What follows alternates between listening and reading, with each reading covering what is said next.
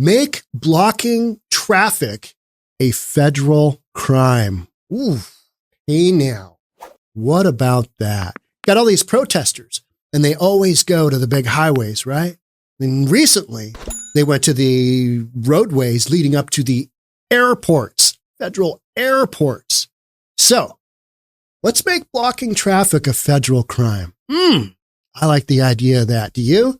If you do, let's get into it. Here we go. What we've had happen is last Monday, we had protests all over, didn't we? That was on April 15th. Yeah, we had protests all over. Show you one from Seattle. I think Seattle had some of the craziest protests because we've got the craziest protesters here. We've got professional protesters here. All right. This is a really good story from Jeremy Harris here. Let's get this one going. He's following up on the arrests. 46 protesters charged for shutting down road to Seatac Airport. Now, Seatac Airport, a lot of airports have frontage roads, so you could get off the main road, get onto a frontage road, and make your way back door to the airport. Not Seattle. We've got just one freeway system. You can't get on and off of it. You have to go through the airport and work your way back around. So the protesters know that if you protest, mile or two out from the airport, because I don't know, is it 4 or 5 miles of roadway into the airport? It's something like that. Maybe it's 3 miles. Not sure. But they're very effective. Let's look at some of what that looked like. Well, it is now, but it was really quite the sight as this entire departure lane was totally empty because of the protesters who blocked the access road. Today, we made an effort to speak to those involved, and we got to look at the criminal charges that some of those protesters now face. They came to get the cars, and we came to get answers. This inconvenienced thousands of people. They'd like some answers about why you guys blocked the road. And while the people who were picking up these cars used in the airport shutdown protest wouldn't talk to us, the protesters who were arrested and charged for Monday's demonstration will have to answer in. Keep this image in your head. We're going to talk about this individual right here, all right? Court. The two charges that they'll be failing is disorderly conduct and failure to disperse. Today, City of Seatac prosecutors filed misdemeanor charges against 46 people for Monday's protest. Based on the information provided by Port Police, they were able to file these charges and have them all ready for today.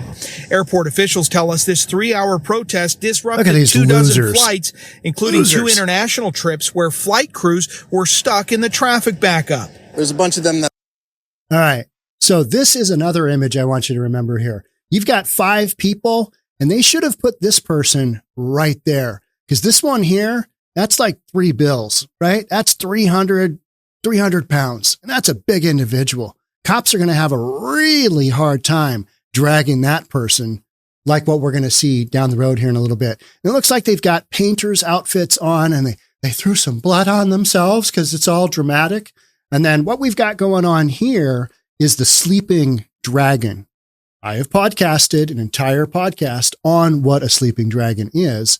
But what they do is that they basically handcuff themselves to each other, and then they put some type of pipe over the top of that, and then they'll wrap that pipe. And there's a number of different ways you can do it. But that's what you're seeing here, because it's really difficult to take 5 people, and get them off of the roadway or wherever they are. Or sometimes they'll, hook themselves to a building, all kinds of ridiculousness. But this is what our activists look like here. That have been arrested already.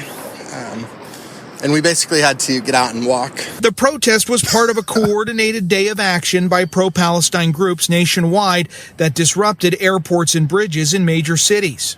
My daughter is on the phone with us trying to figure out how to get to us. She has no clue, so yeah, we're all lost. The protest led some travelers to get out of the car and walk to the terminal, including this guy who hobbled the 1/4 mile or so on his crutches not miss a flight.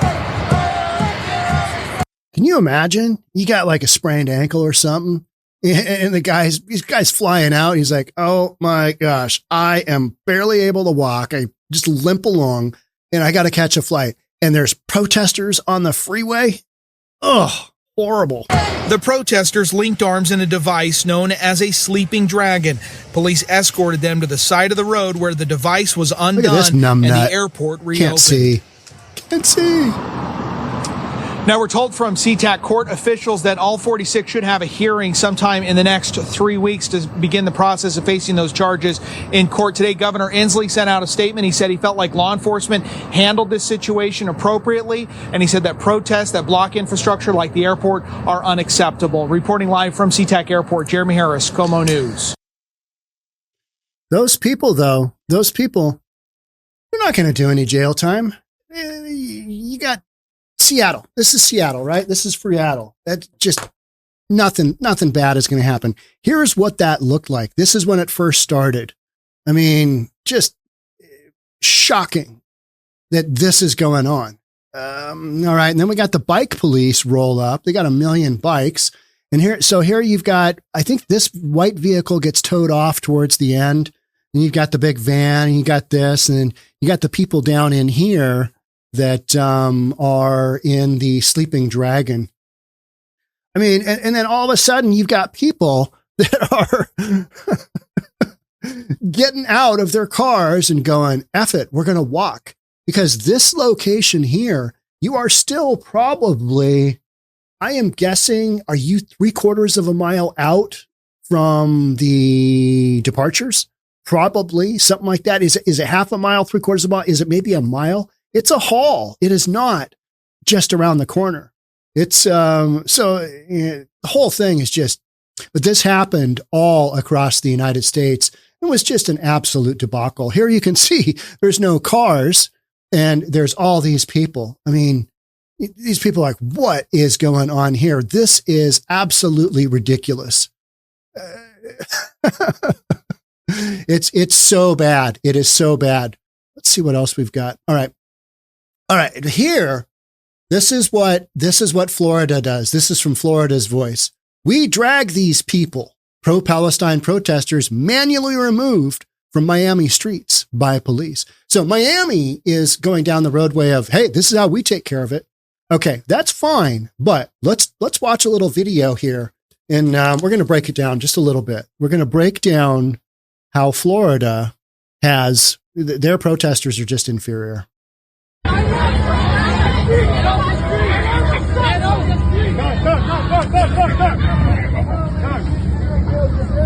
Okay. All right. So tip number 1, you don't have any big human beings here. You can see these cops can just pick up these protesters. They're not, none of them are big. You saw that one that we saw. You get one person in your sleeping dragon line. You're not going anywhere because it's too hard to pick that individual up. You get 4 or 5 cops around him, and then you got the other cops and the other 4 people. Tricky.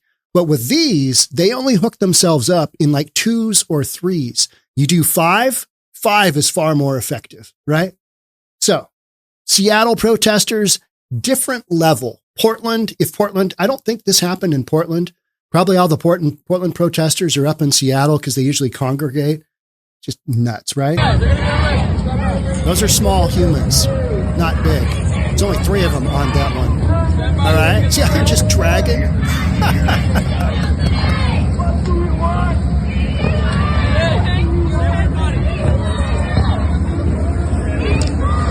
And those are 2. There's only 2 right there on this one. So that's pretty easy. And another, I think, 2 on this one. And again, small human beings, smaller. So Seattle's protesters are just, it's a different drill. I mean, the whole concept here is, it's so wacky. It's so nutty. But that's what you got going on. Let's read this article from Washington Examiner. It's pretty interesting. Across the country Monday, thousands of United States citizens were detained against their will by criminal protesters. In Seattle and Chicago, travelers were blocked from entering the airport. In New York City, the Brooklyn Bridge was shut down. In Philadelphia, all of city center came to a standstill. In San Francisco, commuters on the Golden Gate Bridge were trapped in their car for 5 hours. While across the bay in Oakland, traffic in both directions on I-880 was blocked for 6. This should be a federal offense. Give them 5 years, mandatory. Let's cut this nonsense down. You want to peacefully protest on the side of the street, do your flag thing, all that ridiculousness? That's fine. You impede traffic? No, especially on a federal roadway. 5 years minimum. Let's go. Here we go. Just no trial, no nothing. Just an automatic 5. Let them cool their jets, right? Let them cool their jets and think about how impeding people's lives like this car for 5 hours. That's just ridiculous. Absolutely ridiculous. None of these protests were legal. They didn't have permits? I am shocked. What? None of these protests were legal. While all citizens have a First Amendment right to express their opinions, they do not have any right whatsoever to impede the free movement of others. No. I mean, it's borderline kidnapping, isn't it? You're containing somebody in an area where they don't want to be. Yeah. Interesting. Huh. All right. What's the federal charge for kidnapping? I don't know. But it can't be a short period, right? The Supreme Court has always held that the government may impose content-neutral restrictions on the time, place, and manner of free expression as long as the government can also show that there is a substantial government interest in the imposed restrictions. Getting people to the airport, that's important. And when you can't do that, people tend to get pissed. Ensuring their safe use of roads and bridges is absolutely a substantial government interest, which is why at every illegal protest mentioned above, dozens of protesters were arrested. Blocking traffic is already a crime in most local jurisdictions. But let's give it a little bit more and let's take it away from being a local charge and let's make it a federal charge. Yeah, interesting. Okay, I like it. Because, Summer of Love, we had how many protests on Interstate 5 in Seattle? Interstate 5 in Portland? I mean, it's absolutely mind-numbing that we allow this. And it isn't just absolutely shut down right off the bat and just do whatever it takes. Instead, we got to go through all this ridiculous protocol. If you're going to hook yourself up in a sleeping dragon, then it's kind of, your wrist gets broken. Sorry, that's a personal choice you made. Your arm gets broken. Your shoulder gets dislocated. Hey, sorry, but you were breaking the law. And, we've got people trying to get to the airport. One of the videos I saw, there was a pilot with his hat on and, he had his white shirt and his tie and he's dragging his luggage. I'm sure he's just like, you're never going to believe what happened in Seattle today. Try me, right? Try me. They had a protest. They had to get out and walk 2 miles. That one news reporter was literally like, we had to walk 2 miles to get to the scene because that's how far traffic got backed up. And it took hours to clear. I think it started at 7:30 and they had it cleared by 12:30. I think that's what Jeremy's report said. Unfortunately, it does not appear many of these jurisdictions are taking their duty to protect other people's right to travel seriously. Yeah, kinda, right? Kinda. Except for those protesters who were found with weapons, almost all the protesters arrested Monday were charged with misdemeanors and released from jail on the same day. Hence, federal charges. Considering how many of these jurisdictions have also far left district attorneys who are inclined to sympathize with the protesters' politics, most of these criminals will not be prosecuted. You're not going to be prosecuted in Seattle. And if you are, what are you going to get? You're going to get 6 months of probation. Test. Don't put yourself in a sleeping dragon in the next 6 months. That's why this is not the first time we have seen roads around the nation shut down by far left protesters. They know they will not be punished for their crimes. Absolutely. 100%. You can play grab ass on the freeway in Seattle, and what'll happen? Yeah. As far as charges go, not much. Because the judges are like, oh, hey, you're protesting. You're pro-Palestinian. Oh, yeah. Okay. All right. Well, yeah. Probation for you. State and local governments are mostly free to maintain law and order as they see fit. Well, that changes when federal money is used to build and maintain highways or involves critical interstate transportation infrastructure, such as an Interstate 5 or such as airports and bridges. Golden Gate Bridge being a good example. Hey, it's a federal violation. Mandatory 5. Go. Congress has every right to identify when localities are failing to maintain safe and free passage through federally funded infrastructure and then step in and restore order. It's like Trump saying, hey, we're going to send the feds into Portland because these same knuckleheads that are doing this is Antifa. It's that broad, these are Antifa people. This is Antifa. That is who is doing that. Guaranteed. They are professional agitators and protesters, and that's what they do. And they have good funding. Yeah. Congress should make the obstruction of traffic on all federally funded roads and all roads necessary for the use of interstate travel a federal felony. Couldn't agree more. Why not? Because if you're not blocking the roadways, you've got nothing to worry about, right? It's like, Then if George Soros funded district attorneys in Oakland or Manhattan refuse to do what is necessary, or Portland, refuse to do what is necessary to keep the roads open, federal law enforcement and the Department of Justice can assert jurisdiction to properly keep the peace. And that's what Trump was talking about doing the summer of love in Portland.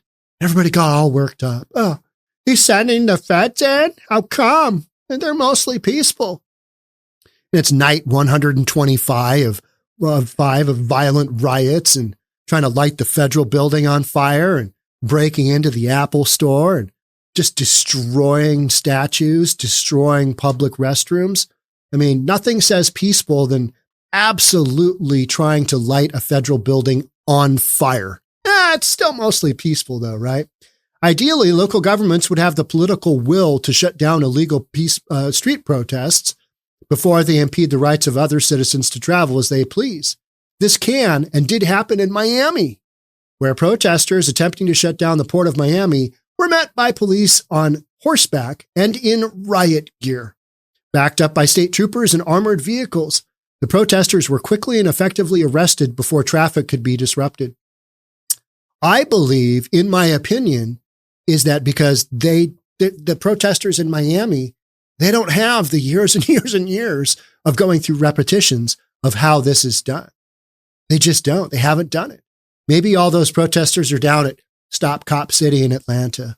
Who knows, right? But the protests in Miami, they looked like amateur hour compared to our, paint suited up knuckleheads here in Seattle. Because, that was an effective, you put 5 people on a sleeping dragon. That's going to take a while to get out. And then they also brought vehicles. Miami, I don't believe any vehicles had been positioned in the streets. So Miami got ahead of it. They were able to jump on top of that.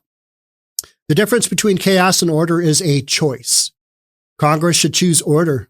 Congress should make blocking traffic a felony nationwide. 100% agreed. 100% agreed. But you know why they won't? Because you got a bunch of people in the squad. One member here from, some of our politicians here in Washington State. You're just like, if you had the delete button for those people, it would make, things would be better. You've got the squad in Congress and they're like, oh no, we're pro-Palestinian. We're pro-Palestinian. So yeah, I haven't covered much of the pro-Palestinian stuff lately. The whole Iran sending in or attempting to send in a bunch of drones. I haven't covered that because quite frankly and quite honestly, I don't want to give any more coverage to that kind of ridiculousness than they're already getting, right? This whole, from the river to the sea thing is just like, okay, so you want to get rid of Israel in its entirety. But you're upset with Israel for, going after a extremely violent Hamas that just did an invasion. You're upset about the whole thing is just whacked. But that's what's going on in Seattle. I did cover a couple of the pro-Palestine rallies at the beginning so that I could, have an idea. All right, what's going on?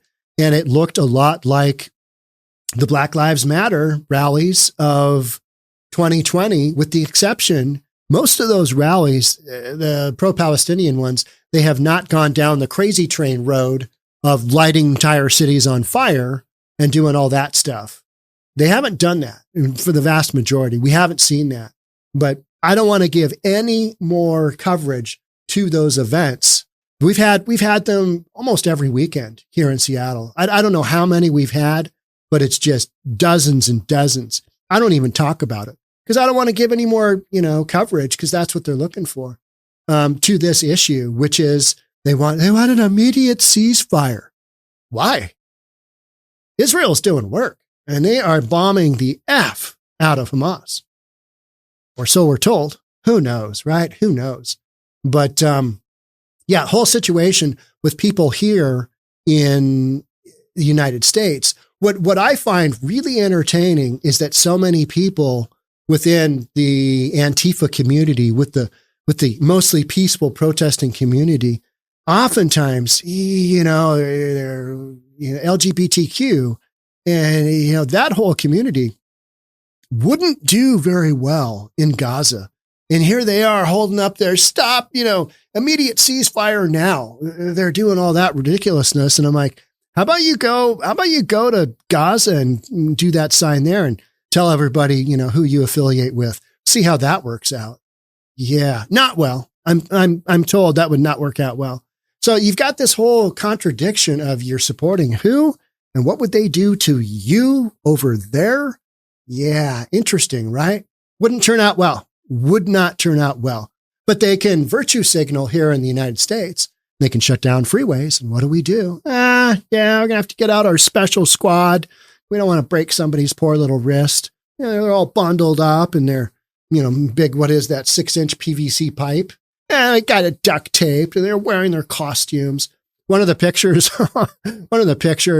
was the gal. I don't know if it's a gal or a guy or whatever. It looked like a girl, but you can't tell in Seattle. You don't really know what somebody is or what they want to identify as.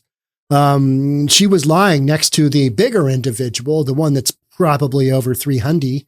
And they were just big smile on their face. We're just having a great time blocking traffic. Everybody's trying to get to the airport. Throw them in jail. Lock them up. Give them some time to sort things out. Think about it. But that's not going to happen because community like Seattle, community like Chicago, community like San Francisco, Portland, LA, any of these places, Oakland, Manhattan, they're not going to incarcerate anybody for expressing their First Amendment rights. Yeah, but they stopped traffic on a federal roadway. Therefore, make it a federal offense and throw them in federal prison. That's what I say we should do. All right, that's it for me on this one. Thank you so much for joining this podcast. If you haven't already, love to have you subscribe. Hit the like button if you enjoy this content. Share with friends and family. That's the greatest way to get this channel out to the public. Again, thanks for being here, and I'll catch up with you in the next one. Bye for now.